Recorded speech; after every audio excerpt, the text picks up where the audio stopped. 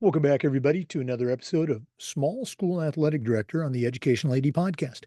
We'll be right back with today's guest AD, but as always, we want to give a shout out to our sponsors.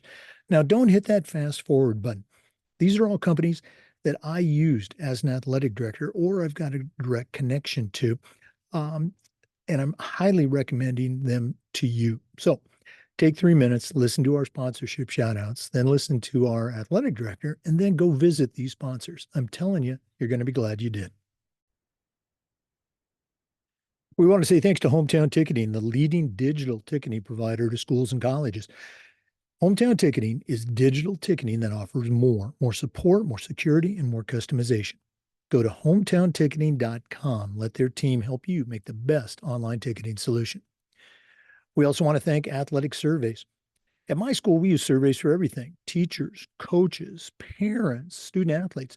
And the information that came back was incredibly valuable because we were connected to everyone, not just the people we already hear from, the complainers and gripers, but the 98% that support our program. And when you're visiting with a frustrated parent, that data is incredibly valuable. Also, it's valuable when you're talking to your principal or your school board. Go to athleticsurveys.com. Let them create a custom survey that'll let you take the pulse of everybody in your program. athleticsurveys.com. We also want to say thanks to Huddle. As a football coach, I'd used Huddle for years, but when I became an AD, I wanted a platform that was going to work for all of our coaches, and Huddle came through like a champ. Our coaches loved it, our student athletes, even our parents loved all the tools that Huddle provided that let our kids experience athletics at the highest level. Go to huddle.com, join the 8 million users. Turn your school into a Huddle school. We also want to thank Gipper. Your student athletes and their parents are on social media. And if you're not creating content to recognize your teams and your student athletes, you're really missing out. Go to Gipper.com. They're going to help you create world-class marketing content in seconds. And it's so easy, even I can do it. Gipper is used and trusted by over 4,000 high school and college athletic programs. It's professional graphic design made easy. Go to Gipper.com to get started. We also want to say thanks to Home Campus. I can tell you that Home Campus is a platform that you will use every single day. Things like scheduling, uploading scores, rosters, communicating with your stakeholders. How about student athlete eligibility and clearance? Who doesn't do that every day? Home Campus does all of these things and more. Does them better, does it faster. It's going to give you a lot more time back in your schedule. To get started, all you have to do is go to homecampus.com. That's it, homecampus.com. We also want to say thanks to Ohio University's online master's in athletic administration. This affordable 20-month online program not only gets you your master's degree, but you also complete 11 NIAAA leadership training courses to go towards your CAA or your RAA. You're also going to be part of a nationwide network in athletic administration. To get started, go to ohio.edu/info/MAA. That's it, the Ohio University Online Master's Program. We want to thank Vital Signs Wall of Fame. If you're looking for a really cool way to display your school record boards for all your teams, for all the events, or your school's Hall of Fame, go to vitalsignswalloffame.com and take a look at their interactive touchscreen video consoles. It's also a great way to share your school's unique history and your proudest moments. The website is vitalsignswalloffame.com. Check them out today. You're going to be glad you did. And we'd like to thank Snap Raise. If you're looking for a fundraiser, you found it. Go to snapraise.com. Hands down, the best one out there. We used it at our school with tremendous success because it works. Our coaches loved it. Our parents loved it. Go to snapraise.com. You can take a look at their other great platforms, but if you're looking for a fundraiser, you found it. Go to snapraise.com. You're going to be very glad you did. Welcome back, everybody, to another segment of Small School Athletic Director on the Educational AD Podcast. If you're new to the series, we do this every week. We feature an athletic director from a smaller school. And our definition of a small school is around 300 or so in the high school grades. to share a little bit about their story and also some tips, not just for a small school athletic director, but for any leader in educational athletics. We're going to Texas today, and our guest is Jhoana Cayme-Mosley. She's the director of athletics at the Lakehill Preparatory School. Um, Tremendous background in athletics, as a teacher, as a coach, obviously as an athletic director, and we're excited to hear what she has to share. So, Jhoana Cayme-Mosley, welcome to Small School Thanks. AD. Thanks for having me on, Jake. Well, again, you and I connected. Thought you'd be a great addition to this series, and excited to hear what you have to share. Go ahead and tell a little bit about yourself and about your school to give us some context, and then we'll see what your tips are going to be today on Small School AD. All right. I am at Lake Hill. This is my 17th year here. It's actually the only school I have ever worked at. So coming out of college, I was 24 years old, was a college athlete, and essentially had majored in political sciences and was on my way to law school when I got into coaching, and just realized, just made a complete change in course and went into education and athletics. I'm completing my third year as the athletic director. Prior to that, I served as the athletic coordinator for 6 years. I am still the varsity volleyball and varsity track coach. I do a little bit of teaching. I do kindergarten and first grade PE, but I have taught K through 12 essentially. Our school is kindergarten through 12th grade.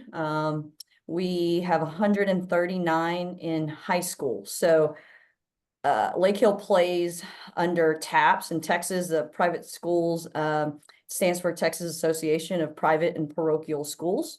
Most private schools play through TAPS, and we are TAPS 3A. So we're mid-level. There's 1A through 6A, just like UIL. But we are TAPS 3A, and I also serve on the athletic executive committee for TAPS. And so I'm involved in the organization through that level, with just kind of advising the board and serving as a representative for other 3A schools.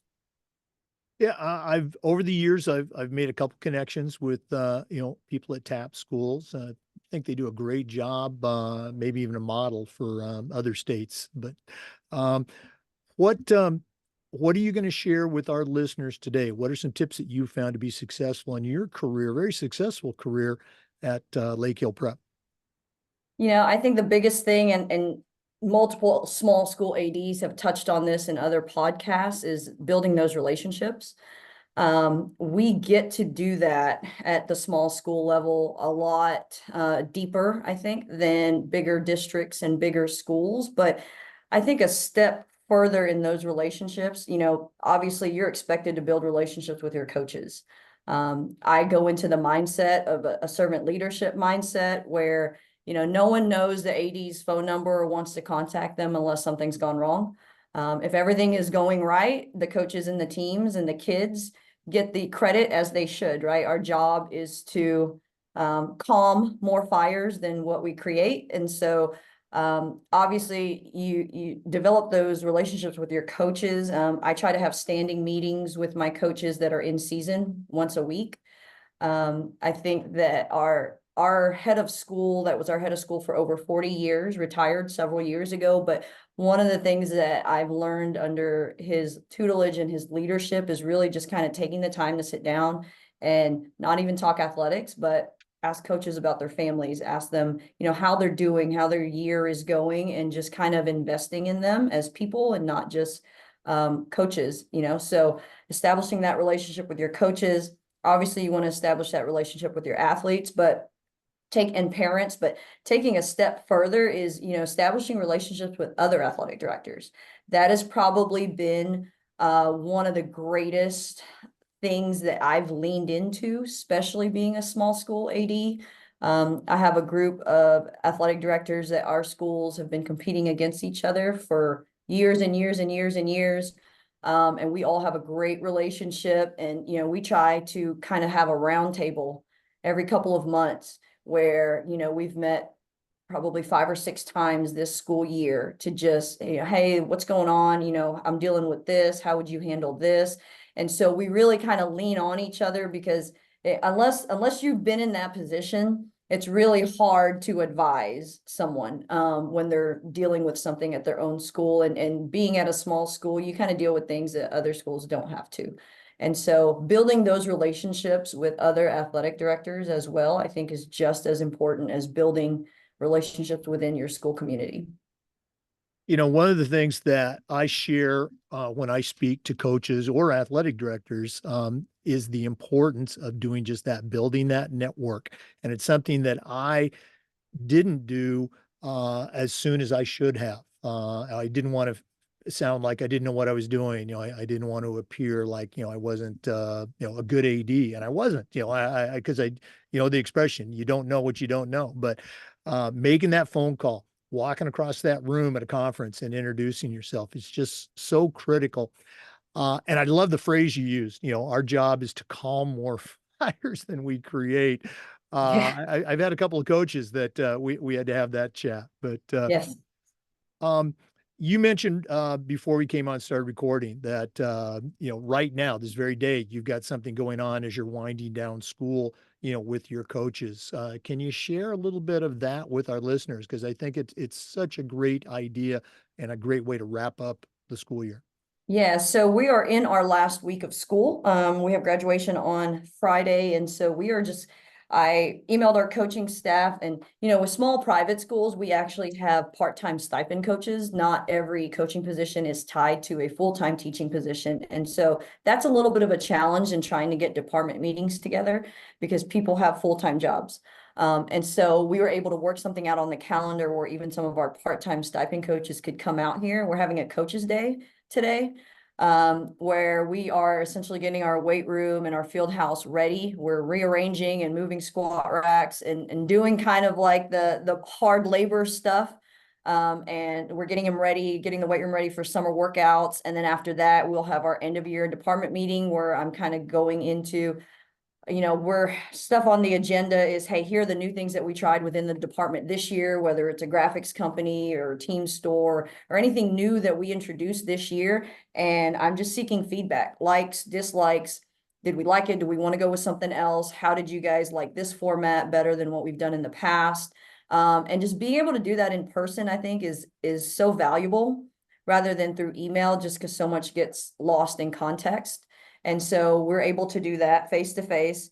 And then, if we're meeting, we're eating. And so we actually we had a parent volunteer to make us a home cooked meal on the grill out here at our athletic complex. And so we're moving around, moving stuff around in the weight room, getting everything ready for the kids and summer workouts. We'll have our department meeting, and then we'll grill out and have some lunch and then call it a day. It's a great idea getting the parent involved to sponsor it. I wish I would have thought of that. We would get some of our local sponsors in our department, that were food oriented, Oh yeah. to come in and cater our coaches meetings. But I love the parent idea.